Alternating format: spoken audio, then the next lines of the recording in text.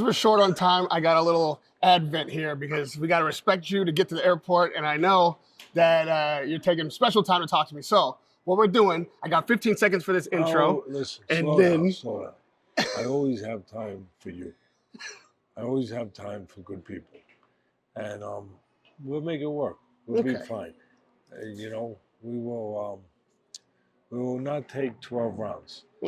See, we got 3 rounds on the clock. I'm giving myself 15 seconds for the intro, and you got 3 minutes for each question answer. Okay. Right? I'm going to try my best. I don't want Junior to be upset and you guys have to stay here an extra night because my questions take too long. It's not your questions, it's my answers. You're just being polite. Okay, we're already blowing through my time set here. All right, there we go. Saudi. This last night was I think a few controversies took place, depending on how you qualify controversy. We'll start early in the card. Whitaker, over the top rope. What do you see happening? There's a game back home. You come from back home. You now make your residence in the great place of the UK, where I love the fans there, across the pond. Love you guys, by the way. Crumpets, the whole thing. Really, I love you. And there was a game named Monopoly.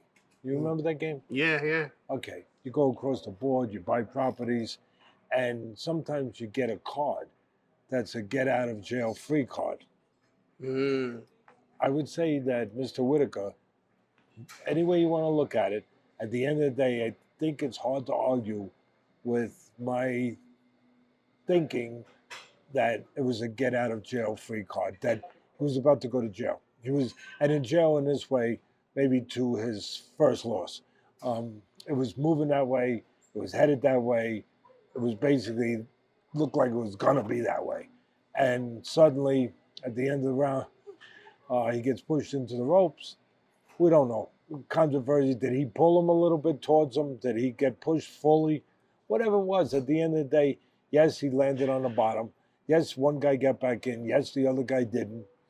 It's a little, I don't know, a little inconsistent that he took his shoe off, maybe. And then from what I hear, I'm only going by what I hear, he was, when they asked him how he was, he said his head was hurting. Well, then put your shoe back on. But look, whatever it was, you know, it was, if you do a contract in the business world, there's usually an escape clause. He found an escape clause, maybe. Either way, or maybe it was just divine intervention. Maybe it was just, you know, it was just fate. It was just fate. It was destiny, whatever you want to call it. But at the end of the day, all kidding aside, I'm not pointing accusations. I'm just saying what I saw. I've been in the business. Obviously, we all have been. You know, it was definitely something that was advantageous for him, the way the last 2 rounds are gone. Is that smart if he's not really injured, or is that quitting? It's a form of avoidance. Is that fair? It's a form of avoidance. All right, it's a form of avoidance. It's, you know, if it's legitimately hurt, then I don't want to say quit. Right. But it's a form of avoidance. Look, the definition, you don't need Webster's. For me, I don't need Webster's. Definition of fighting. Teddy, what's the definition of fighting? You got 9 seconds. Definition of fighting is overcoming. Finding a way to overcome. They call it the 13th round because there was 12 hellacious rounds before it, and the rematch begins with the so-called 13th round. But it was 1 round only. How did that happen so quickly? Wardley, Clark. You know, I've often said it when I wear my trainer's hat, that the jab is the most important punch in boxing. It's also the most dangerous punch if you throw it at the wrong distance.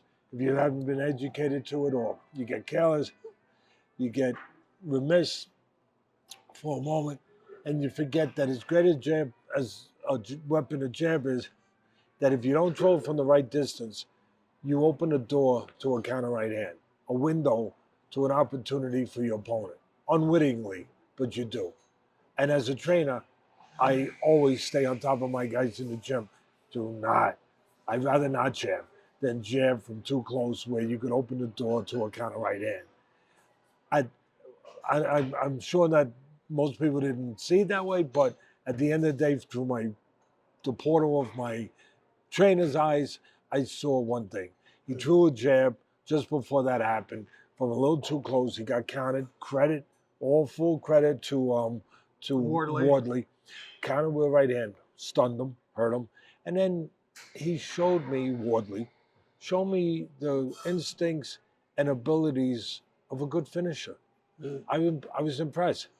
He went to the body, not just chasing the head, because when you're hurt, you're going to instinctively try to survive, move your head.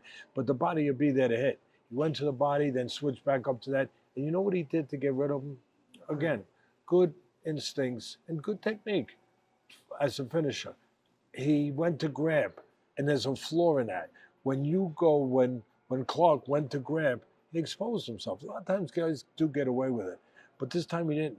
He went to grab, and when he went to grab, what happened? He left a little space, and Wardley took advantage. He went off to the side a little subtle move. I can't remember exactly what it was. Maybe a little push at the same time. But what he did was he kept space, so the offense could keep flowing.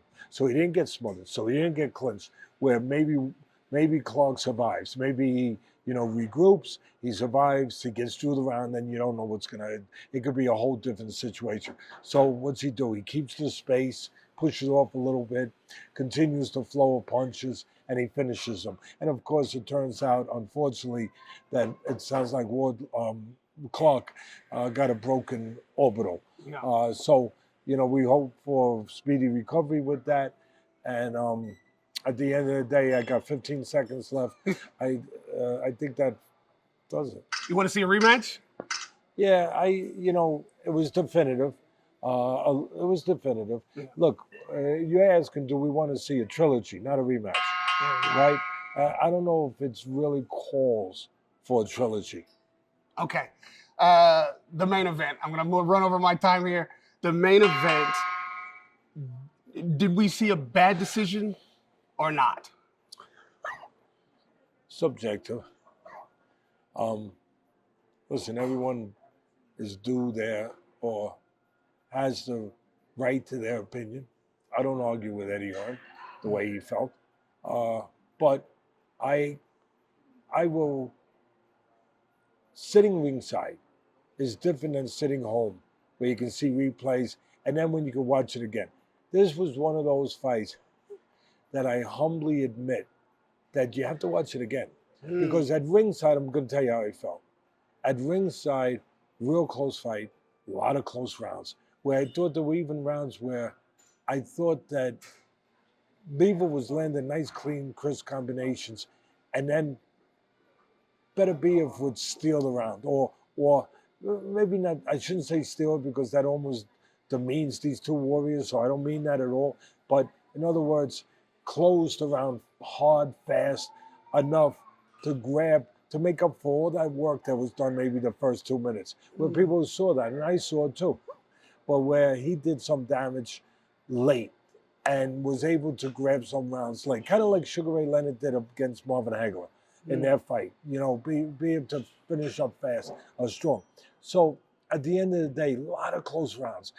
I have no argument if you say it's a draw. I have no argument if you give it 1 point for better. I had it 115, 113 Beterbiev. And that was on the grounds that I had it dead even going into the championship rounds. And then in the championship rounds, I don't think anyone would dispute this.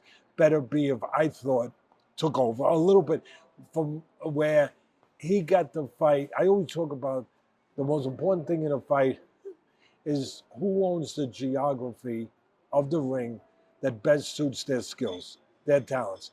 And for a lot of the fight, it was Bivol, where he was keeping it on the outside, making a good living on the outside, catching them coming in, then moving off to the side, keeping them off balance, not let the huge puncher get set too much, keeping him from getting to his geography, where he can set up shop inside and tear you apart. But later, I even made a note during the fight. I said, Beterbiev not going to the body enough. And then Bivol is going to the body. Wow, they switched places. I thought it'd be the other guy going to the body. And then all of a sudden, what happens in the championship rounds? Bang! Beterbiev starts going to the body, takes the air out of the tires a little bit, gets his opponent, Bivol, great opponent, other champion, right? Gets him to cooperate with him a little bit. In other words, gets him to stay in the geography that he knew all night wasn't good for him. But now he had no choice. He had no choice. The tires were flat. So now all of a sudden he's in front of him. Again, plays into Beterbiev's hands on the inside, and he takes those championship rounds. Just sitting there, great fight. Sitting there, not only great fight, a fight that was worthy of a unification. So you're sitting there, and I'm saying, I got it real close either way. Championship round's gonna, and then Beterbiev, to me, fairly definitively, wins the championship rounds because he gets it to geography that makes sense for his talent. He's able, to impose his physicality on him, on Bivol, enough to get those late rounds. I thought it was a magnificent fight, magnificent fight plan and execution by Bivol, where he understood exactly what he had to understand. Don't stand in front of this monster too long. Get your shots off, catch him on the way. Don't just move. Don't just run. Don't just survive. He'll track you down. He'll do with that film. It looked like a movie, an Oscar movie, more than a promotional. It was unbelievable. Yeah. He would do that. He stalks his prey, and then what's he do? He takes the pelt. He skins you, takes your pelt, and he puts it up on a wall. And that's what he tries to do. And Bivol understood that. He said, no, if I just move, he'll track his prey, he'll get to me eventually, which he's done to other guys. So what I got to do is, and I said it to you before the fight, he's got a tiger claw. He's got to grab the canvas. He's got to move. Yeah, he's got to control range. But he's got to be set to punch. He's got to give the other guy something to earn his way in, to stop him, to impede his progress. And you know what? He understood that and he did it. It's just that at the end, he wasn't able to do it to the level that he was for much of the fight, where he had his best moments. Again, I think there were turning points. I thought there was the turning point at the end when Beterbiev went to the body and changed things in the late rounds to get, be able to cooperate and where he was. And also, I thought there was a moment in one of the late rounds. I made notes. I'd have to look at it. But there was a moment where, and I said it to you guys before the fight, Beterbiev, listen, I love the guy. I love Bivol. I just respect both of them, ultimately. He doesn't really care about the Marcus of Queensberry rules too much. I'm not saying he's dirty. I'm saying he'll do what he's got to do. It's up to the ref to decipher it. He leaves it up to the ref. He's that guy. I get it. He defend yourself at all times. Leave it up to. So when he gets close, he's gonna hit you wherever he can hit you. And I thought there was one time he may have. I'd have to see it again. I wonder if you saw this, where he may have hit Bivol behind the head a little bit. It impacted Bivol. It bothered him. It hurt him. And it took a whole round where Bivol couldn't do what he was doing, where it was offense. He had a nice combination of offense and defense. He had to go fully defensive to survive that round. So he threw away that round. That round was thrown away with that moment. Right. And there was one other turning point. There was a round where he was putting punches together beautifully, he being Bivol, beautifully. I said, oh my God. He's bang, bang, bang, bang, bang, bang. He's putting, and I said, I made a note right there. Don't get greedy. Don't get greedy. One too many, you got a problem. And boom, boom, boom. And all of a sudden, instead of 4, he threw the 5th. Bang! He gets hit. He gets hurt. The whole round changes. All of a sudden, it's the other guy's round. From a dominant round, it becomes the other guy. Those are the kind of rounds that made it difficult to score. So I see Eddie Hearns, I see Frank Warren, I see all those guys who know the sport thinking, forget about that Hearn has. No, I can see him making a legitimate argument. I thought the 116, 112 was absurd. Again, I could see 1 point, 2 points. I had it 2. I could see it a draw. Mhm. You want to flip it 1 point for Bivol? I mean, it's within that territory. Right. But I think what's not disputable is that at the end of the day, Beterbiev in the championship rounds was able to impose his physicality, which he hadn't been able to completely do that up to that point. And I think I give myself a little bit of this, just a tiny bit, because it's not polite to do too much of this. But when I said to you, I'm going to pick Bivol, so full disclosure, I picked the wrong guy. I'm going to pick Bivol to win. But the reason I'm picking him, we know he can box. We know he's sophisticated. We know he's polished. I'm picking him because of this. Because I don't think he'll be evaporated like the other guys, like the other 20. I think he's mentally durable enough. I did say it. He's mentally durable enough, strong enough. And I'll stand on that. Anyone want to argue with me? Call him. That's right. And you also said that this guy, we were talking about Beterbiev punching power and his ability in that regard. And you said he's not the only one in there that can do that. Yeah. Bivol can also do that. And then the irony of the fight was we were all looking for the big knockout punch from Beterbiev, but statistically on Jabber stats and analytics, it showed that Bivol actually landed more high impact shots. The bigger shots came from Bivol, but more punches were landed by Beterbiev. It was a flip of what we would have expected. So I want to get into one how other you... thing. Anyone who was sleeping on Beterbiev, and I said this, as being just a caveman with a club, they're wrong. Yeah, I know he's the boogeyman. I know he's Darth Vader. I know, he's Mr. Destroyer. All that, no doubt about it. But two things I said. I said, so he also is technically button up good. He don't do it in a way the other guy in a more polished way, more sophisticated, dimensional way. But he does it behind a jab, a hard jab. He controls range. He never gets out of position. He's never off balance. So sometimes you can put punches together. He's there, but he blocks real well. I mean, how many left hooks did he block with the right hand? So I'm just saying to shortchange him and say he's just this powerful, seek and destroy missile. No, he's also technically, and he showed that he goes about things technically right. And again, the last thing I'll say is, and then leave it to you, is what I'm repeating it, but I said at the end of the day, he gets all the credit for being that guy who mentally will just, he'll do what the Kung Fu movies used to do, where the guy goes right into the chest, pulls the heart out, and like he's the only guy that is mentally at that level of being able to handle this kind of fun. And I said, no, don't sleep on Bivol, because Bivol is of that kind of suit too. He's of that kind of ilk, where mentally he will handle the pressure that's come, and mentally he did handle, and that's why he was there all the way through. I want to ask you about judging around and the criteria by which you do so, because this is the perfect fight to see how people decide who wins a round. If you see a puncher who's landing the bigger shots, but is being outlanded by his opponent, the opponent's not landing the big shots, but he's landing more punches, who does that round go to, and how much does pressure and aggression figure into that metric? All right, two parts to that.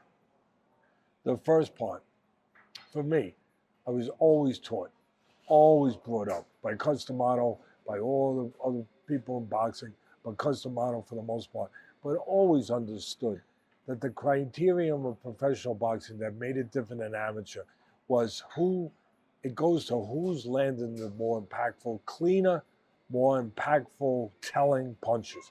Who's landing more hurtful punches? Who's doing more damage?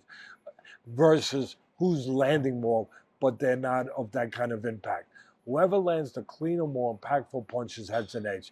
As far as the other part of your question, it falls into ring generalship. Whether you're doing it by controlling it on the outside, by boxing, picking your spots, moving, getting angles, and you're in control, you're the general, you're the boss, you're controlling the rhythm, you're controlling the tone of the fight. That's ring general. If you're coming forward and controlling it by being aggressive, you're the ring general. Whichever way you're doing it, those are the two criteria. It starts with two criteria, not 10, two. And it starts with the first one. Who's landing the more cleaner, impactful punches. Don't and who is controlling the rhythm, the pace, the ring generalship. Who's the ring general of the fight? I thought both guys had their turns. Both guys, that's what made it such a difficult fight. But you bring up a good point, because we have a lot of lousy judges. And I'm not saying that these guys were lousy, because they were close to what I had it, except for the 116, 112 guy. But so I'm not saying that. I'm just saying that we do need to have guys that get, whether they're getting seminars, whether they're getting, they're getting some better classes of teaching every once in a while, a system that really makes sure that there is a clear criterion, that we don't get a judge that says, I kind of like that. That was kind of cool. I used to like Ali when he was young, when a guy moves. So I like that. Or I'm a former fighter. And you know what? I always had troubles with guys that moved. So if the guy moves, you know what? Even if it's subconscious a little bit, I ain't giving it to him. We have to have and we have to have enforcement of that criteria, where we got to have something set up where we judge the judges, where when they give bad judges, we say, you know what, buddy, take a vacation for a little while. Take a little walk. Yeah, take a little walk. Take a little vacation for 6 months, and then we'll start you back on some small fights, and we'll see how you do. Okay? I tried to control this interview. No, he did. He did. My best buddy in the world is my son, and you know what? Don't blame him. No. Blame me. No, blame the general. You were the interview general, and this is how it's done. I tried to control the interview, and the generals came in, and it was worth every second, as it always is. So we appreciate your time. We appreciate your expertise, your wisdom, and all of those slaps on the back that I now need to go get iced down. Radio Rahim with Teddy Atlas.